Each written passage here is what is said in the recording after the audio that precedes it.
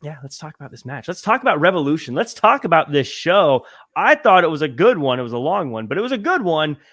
We start off with Chris Jericho versus Eddie Kingston. Eddie Kingston isn't paid by the hour, so he starts off with a half and half suplex, but something isn't half and half, and that is the crowd support for the Mad King. But Jericho has been working the P90X circuit, looking cut up, and throws a few suplexes of his own, looking like a much younger version of himself and wrestling a style that he hasn't in a long time. It all comes apart, however, when he shoves Aubrey Edwards, giving Eddie Kingston the chance to cling Jericho's clock and make him tap out clean as a whistle in what has to be one of his biggest wins ever. After the match, Eddie offers a handshake, and Jericho says, nah. We'll talk about the tag team title match. Jurassic Express versus the Young Bucks versus Red Dragon. We get a taste of Red Dragon versus the Young Bucks, but it was the Jurassic Express that starred in this big budget box office super kick party. As expected, offense is everywhere. Defense is left in the locker room. A breakup pin by kicking your opponent. Nope. Try a 450 splash instead. And when KOR hits JB with the title and everyone thought it was over, it still wasn't enough. Jungle Boy hit a Frankensteiner into a German suplex to set up the Jurassic Express finisher, and they retain over two of the best tag teams in the world. We have the face of the Revolution ladder match: Christian Cage, Powerhouse Hobbs, Ricky Starks, Wardlow, Keith Lee, and Orange Cassidy.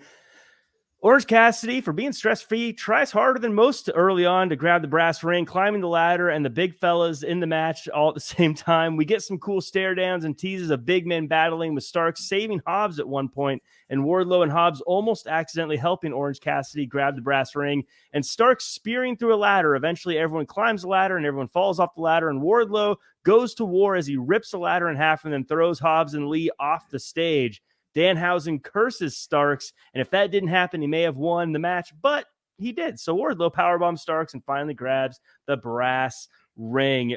The Realist Swerve has signed with AEW. I feel like this was rumored for a while and like pretty dead set locked in as happening for a while, but this made it official.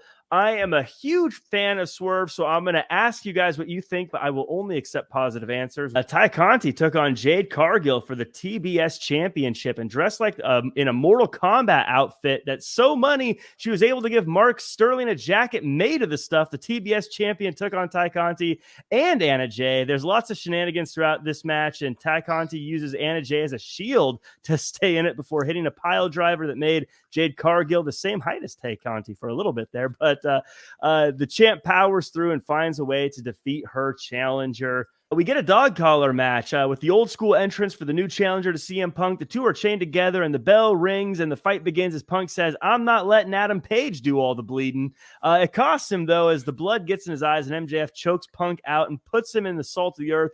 But Punk fights on as he always does. The tapestry of the ring is painted with the life force of the competitors as Punk hits a tombstone onto the ring apron. But MJF says this isn't violent enough, so let's add some thumbtacks. After some back and forth, eventually CM Punk is superplexed onto the pile of push pins. When that doesn't do the job, Max calls to Wardlow like a child calling for his mom. And when Wardlow forgets what pocket he put the ring in, MJF gets a GTS and falls dead center on the heap of pain, getting hoisted up by the collar, and with a final act of defiance, spits in Punk's face, and MJF gets Dynamite decked and pinned by his one-time hero, CM Punk.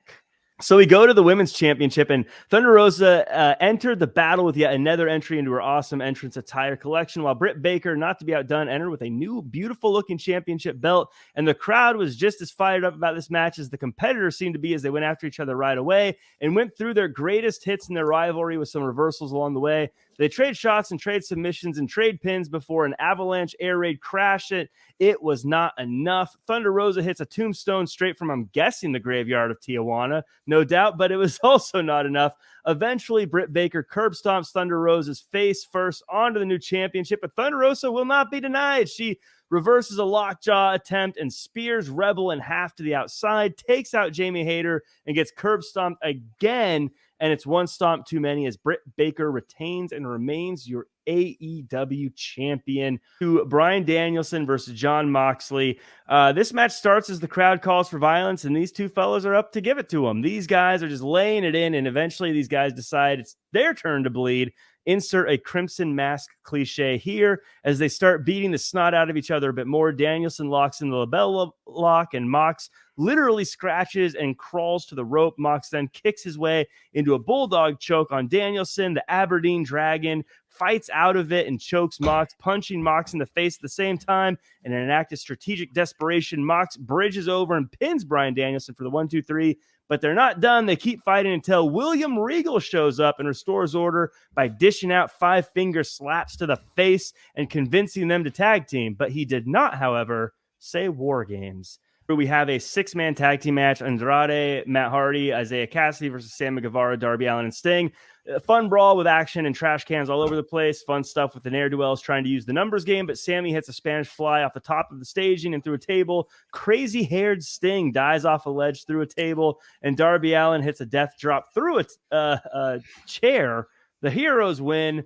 We get to the end of the show. The rainbow-clad cowboy came to defend his title against his old friend Adam Cole, baby. They go through their usual repertoire before Cole decides it's time for Page to learn how to boot Cole in the face, powerbomb him on the apron, and moonsault to the outside. So Cole decides to return the favor by super kicking Page a couple times and putting Page in a crossface.